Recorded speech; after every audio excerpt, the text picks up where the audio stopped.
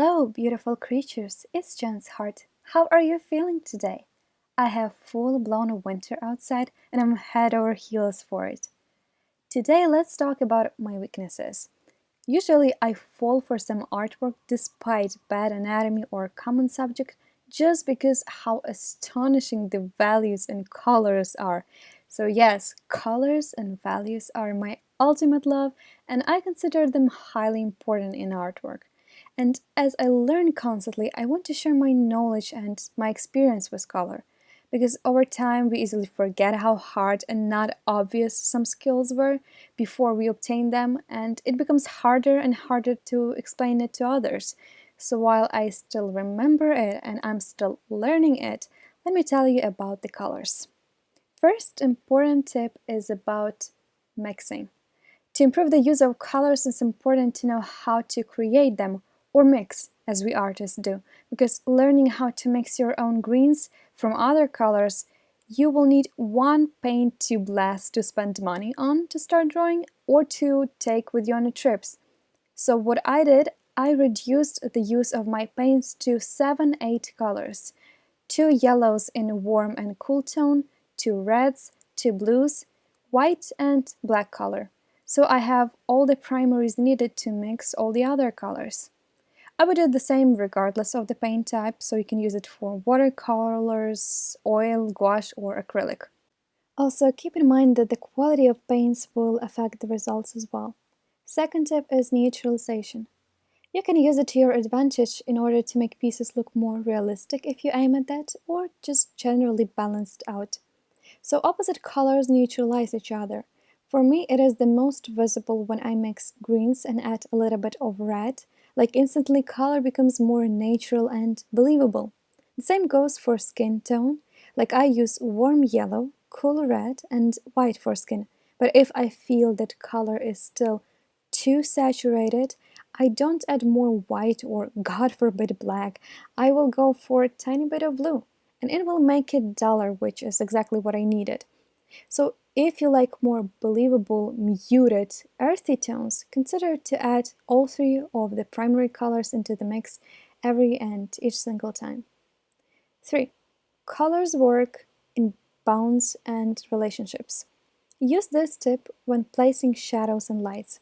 So go with cool tones for shadows and warm for lights, and reversed, because you can bring more tension by just having this contrast, and with that you can also make one color seem brighter and more saturated just by surrounding it with the duller ones. It makes more sense hearing that in order to get the whitest white, you need to surround it with black. So yes, second tip is about the color placement. Apart from the main art subject composition, it's really obvious when artists skip the color composition, and these two are tightly bound. So even if you place the character in the proper, like making air quotes here, in the proper place, but it won't support it with color, it just won't work. So for instance, if it's a colorful bird among the different colorful flowers, you may not spot it there from the first sight just because everything else is so distracting. By supporting in color, I mean place the colors in the way that they won't fight for viewers' attention, instead making viewers look exactly where you want them to, like highlighting the most important objects. And sometimes to solve it is better to go with less is more and limit yourself to 2-3 colors, like I do here, where I use only reds, greens and browns. Or try to balance out all the color spots, making sure that there is enough of this color used in the whole piece in needed places. So here, for example, if I was to add a second body here with a blue jacket, then I would give the character on the left blue eyes and blue glows, or green glows with blue patterns, just to embrace the blues. And in general, I usually rely on my aesthetic preferences and intuition here, but you can make yourself to learn how to see those good color spots compositions. For example, I like how food and placement photographers do that. because they do an awesome job placing colors in main composition spots just to support the color of the main object. So next step is warm, cool, light, or tones. Like dark and light, we unconsciously divide pictures into cool or warm toned one. It is the light that decides what tone we see environment in, so naturally in the morning, sun gives everything an orange yellow tint, and in the dusk everything gains the purple blue cool tint. Same goes for seasons, where in winter and early spring, where clouds black out the sun, it makes surroundings look more gray and blue. And in summer and early autumn, the nature outside is like blooming with yellows and greens. So how can you use this? Well, the common mistakes done with tones is when you apply light to the environment but not to the character. So for example, you have the character in the natural daylight, but you place it in the dark night scene. Or when doing plein airs or reference studies and not seeing the real colors just because you don't consider the light situation that is currently happening. Sixth tip is about your anchor palette, which is my favorite. So choose one comfortable palette. Choose 3-4 colors that work together well and stick to them. Once you'll get comfortable, add more colors, but each time you feel anxious or you want just to relax, you will always have palettes that will work. It's your comfort zone. For example, mine is gray, yellow, and green, plus blue sometimes. And I know lots of artists who really like use purples and pinks as their anchors palettes.